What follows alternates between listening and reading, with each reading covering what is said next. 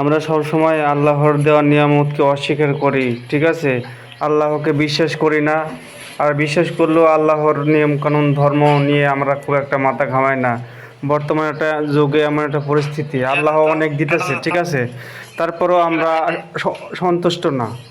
যে আল্লাহ হয় আমাদের আরও দিল না কেন, আমরা কেন গরিব, আমাদের এটা চাই ওটা চাই, ঠিক আছে, আবার অনেক অনেক সুন্দর চেহারা, তারপরেও আমাদের মানে মন ভরে না ভাই, ঠিক আছে? মানে কি করে বলবো আমি বুঝাইতে পারতেছি না, শর্টকাটে বলতেছি, একটু বুঝে নেবেন।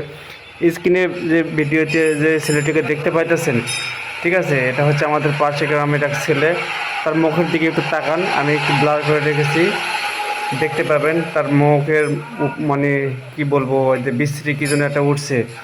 তাহলে সে তারপরেও সে খুশি, আল্লাহ তাকে বানিয়েছে, তার চেয়ে আমরা তো অনেক শতগুণে ভালো আছি, ঠিক আছে?